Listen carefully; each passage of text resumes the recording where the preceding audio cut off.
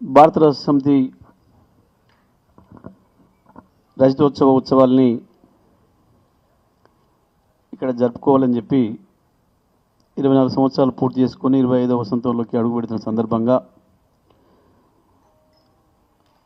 ఒక పెద్ద ఎత్తున సభ జరిపి బీఆర్ఎస్ పార్టీ యొక్క ఆవశ్యకతను తెలియజెప్పే విధంగా బహిరంగ సభను ఏర్పాటు చేసుకోవాలని చెప్పి పెద్దలు కేసీఆర్ గారి నిర్ణయం మేరకు ఇక్కడ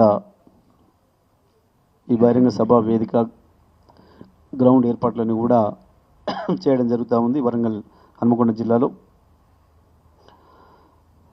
సో ఇక్కడ మాకు సంబంధించి సూర్యాపేట, నల్గొండ, యాదాద్రి, భువనగిరి జిల్లాలకు సంబంధించి మేమేమే రూట్లలో వస్తాము, మాకు పార్కింగ్లు ఎక్కడెక్కడ ఎట్లా ఏర్పాటు చేయబడి ఉన్నాయి, మేము ఎక్కడి నుంచి ఎక్కడికి ఎట్లా చేరుకోవాలనే విషయంలో ఈరోజు మేము రూట్స్ చూసుకుంటూ వచ్చి సభా ప్రాంగణాన్ని కూడా వచ్చి ఇవన్నీ చూసి వెళ్ళి మా దగ్గర నుంచి వచ్చే శ్రేణులకు ఒక డైరెక్షన్ ఇవ్వాలి కాబట్టి ఇవాళ మేము ఆ కార్యక్రమం మీద ఇక్కడ రావడం జరిగింది.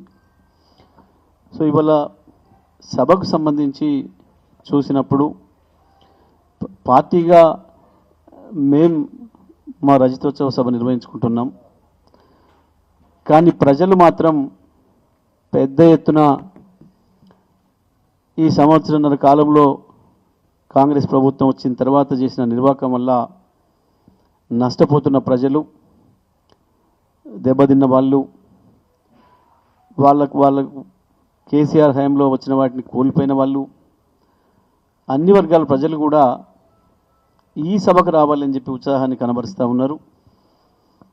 ఒక ప్రజాగ్రహం గ్రామాలలో ఉన్నది ఏదైతే ఉందో అది స్పష్టంగా మనకు కనబడుతుంది. మేము కూడా సభకు వెళ్ళాలి, కేసీఆర్ సభకు వెళ్ళాలి, కేసీఆర్ని చూడాలి, కేసీఆర్ మాటలు వినాలి అని చెప్పి ఉత్సాహంతో కనబడుతున్నారు. ఏదైతే ఈ కాంగ్రెస్ పార్టీ అలవిగాని హామీలు ఇచ్చి రైతాంగాన్ని, ప్రజల్ని మోసం చేసి తమ వైపు తిప్పుకొని ఓట్లు వేయించుకొని ఎట్లా మోసం చేసిందో,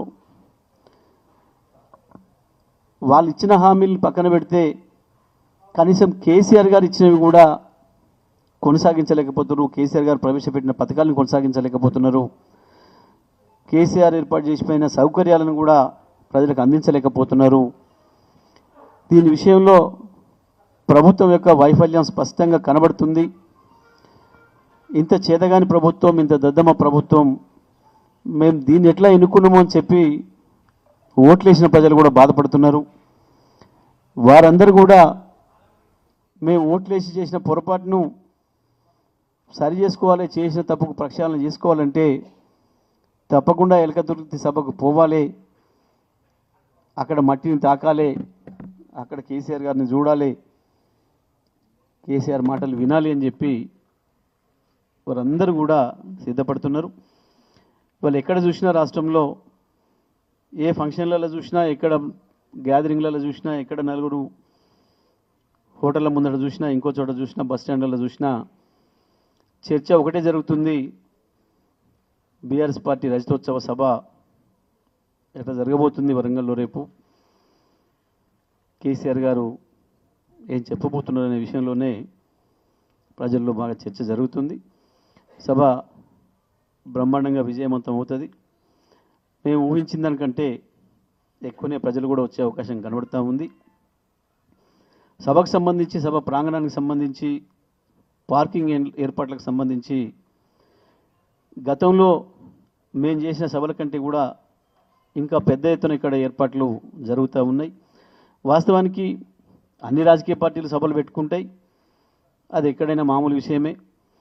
వాస్తవానికి సభలు పెట్టడంలో బీఆర్ఎస్ పార్టీ తన రికార్డులను తానే తిరిగి రాసుకుంటూ వచ్చింది. ప్రతి సందర్భంలో కూడా భారతదేశంలో అతి తక్కువ సమయంలో అతి ఎక్కువ సభలు పెట్టిన రాజకీయ పార్టీగా కూడా బీఆర్ఎస్ పార్టీకి, టీఆర్ఎస్ పార్టీకి రికార్డు ఉంది.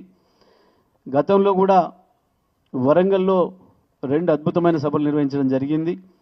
ఒకటికి మించి ఒకటి అవే రికార్డులు సృష్టించినాయి.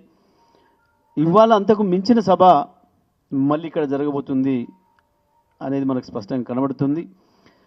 సభ ప్రాంగణం కావచ్చు, పార్కింగ్లు ఏర్పాట్లు కావచ్చు, దీనికి అన్ని వైపుల నుంచి కూడా రహదారులు ఉండడం అనేది దీనికి ఒక అడ్వాంటేజు. కేసీఆర్ గారు అన్ని చూసిన తర్వాతనే ఈ సభా ప్రాంగణాన్ని స్వయంగా వారు ఎంపిక చేయడం జరిగింది.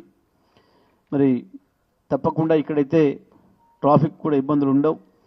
అన్ని వైపుల 4 వైపుల నుంచి కూడా ప్రజలకు రావడానికి అవకాశాలు ఉన్నాయి. ఎన్ని వేలు లక్షల వాహనాలు వచ్చినా సరే ఇక్కడికి చేరుకోవడానికి అవకాశం ఉంది అని వారు చెప్పి దాదాపు ఒక 1200 ఎకరాలు చేయాలనుకుంటే ఇప్పుడు 1500 ఎకరాలకు కూడా దాటింది, చుట్టూ పార్కింగ్ ఏరియా సౌకర్యాలకు కూడా. మరి అన్ని విధాలుగా కూడా అన్ని జాగ్రత్తలు తీసుకుంటూ ఈ సభను నడుపుకునే అవకాశం ఉంది. ఈ సభకు సంబంధించి వచ్చే జనానికి సంబంధించి కూడా 2 కనబడుతున్నాయి. గతంలోనేమో తెలంగాణ ఉద్యమ సందర్భంలో తెలంగాణ రావాలి అన్న కసి కనపడేది, తెలంగాణ కొరకు కొట్టాడాలన్న కసి కనపడేది. అయితే ఈసారి అంతకు మించి గతంలో కేసీఆర్ గారిని చూడాలన్న ఉత్సాహం ఎట్లయితే ఉండేదో ఉద్యమ సందర్భంలో, ఇప్పుడు ఇంకా అంతకు మించిన ఉత్సాహం, ఉత్సుకత ప్రజల్లో కనబడుతుంది. తప్పకుండా కేసీఆర్ గారిని చూడాలి, మిస్ కావద్దు. కేసీఆర్ గారు చెప్పేది వినాలి, విని తీరాలి. తప్పకుండా గ్రౌండ్ చేరుకోవాలి, కేసీఆర్ గారికి ఎదురుగా నిలబడాలి అన్న భావన అంతటి నుంచి కూడా కనబడుతుంది. మొత్తం రాష్ట్ర వ్యాప్తంగా కూడా ఎక్కడి నుంచి వెళ్ళి చూసినా ప్రతి ఒక్కరు కూడా మాట్లాడుతున్న వాళ్ళు చెప్తున్నారు, అది ఎంత దూరం ఉన్నప్పటికైనా ఆదిలాబాదు, ఆసిఫాబాద్, కాగజ్ నగర్ ఆ ప్రాంతం కావచ్చు, ఒకవైపు ఆలంపూరు, గద్వాల ఇటువైపు ప్రాంతం కావచ్చు, అటు భద్రాచలం, కొత్తగూడెం, అశ్వరావుపేట ఆ ప్రాంతం కావచ్చు, ఇటువైపు పోతే తాండూరు, కొడంగల్ ఈ ప్రాంతం కావచ్చు. ప్రతి చోటు నుంచి వెళ్ళి కూడా ప్రజలు, కార్యకర్తలే కాదు, వాస్తవానికి ఎండల్ని దృష్టిలో పెట్టుకొని మేము కార్యకర్తల వరకే తరలమని పిలిపించినప్పటికి కూడా ప్రజలు స్వచ్ఛందంగా మేము వస్తాము అని చెప్పి మా దగ్గరికి వస్తున్నారు, మమ్మల్ని అడుగుతున్నారు, మాకు కూడా ఏర్పాటు చేయండి అని చెప్పి ప్రజలు అడుగుతున్నారు అని చెప్పి మాకు అనేక వార్తలు కూడా వస్తూ ఉన్నాయి. తప్పకుండా సభ విజయవంతం అవుతుంది. ఈ సభ ప్రత్యేకించి ఒకవైపు ఏమో బీఆర్ఎస్ పార్టీ కార్యకర్తలకేమో ఇది రజతోత్సవ సభ సంబరాలకు కనబడితే, ప్రజలు మాత్రం కాంగ్రెస్ ప్రభుత్వం పైన వ్యతిరేక సభగా దాన్ని భావించి వాళ్ళు కదిలి వస్తున్నారు. దీన్ని ఆ రకంగా మార్చుకునే పరిస్థితుల్లో ప్రజలు ఉన్నారు. వాస్తవానికి ఇవాళ ప్రభుత్వం పైన ప్రజలే ఎక్కువ కోపంగా ఉన్నారు. ఎవరైతే కాంగ్రెస్కు ఓటేసి ఆ రోజు గెలిపించుకున్నారో ఆ ప్రజలే ఇంకెక్కువ కోపంగా ఉన్నారు. ఈ ప్రభుత్వం పోవాలి, దరిద్ర ప్రభుత్వం అని చెప్పి వాళ్ళే శాపనార్థాలు పెడతా ఉన్నారు. పొరపాటు చేసినాం, తప్పు చేసినాం, 5 ఏళ్ళు ఎట్లా భరించాలి ఈ ప్రభుత్వాన్ని అని చెప్పి ప్రజలే ప్రశ్నిస్తున్నారు. కానీ ప్రతిపక్షంగా బీఆర్ఎస్ పార్టీగా మేము నిర్మాణాత్మకమైన పాత్ర పోషిస్తూ ఉన్నాం. ఈ ప్రభుత్వం పడిపోవాలనే భావన మాకేం లేదు, అది ప్రజల కోరికగా ఉంది. కానీ బీఆర్ఎస్ పార్టీ మాత్రం ప్రతిపక్షంగా తన బాధ్యతను తను నెరవేర్చుకుంటూ పోతుంది. తప్పకుండా ఈ సభ ద్వారా కేసీఆర్ గారు కూడా ప్రజలకు ఒక మెసేజ్ ఇచ్చి, ఒక సందేశాన్ని ఇచ్చి, ఏం చేయాలి, ప్రజలు ఎట్లా ఉండాలి రేపటికి అనే విషయంలో తప్పకుండా వారి నుంచి ప్రజలు ఆశిస్తున్నారు. ఆ రకంగా ఈ సభ జరుగుతుంది.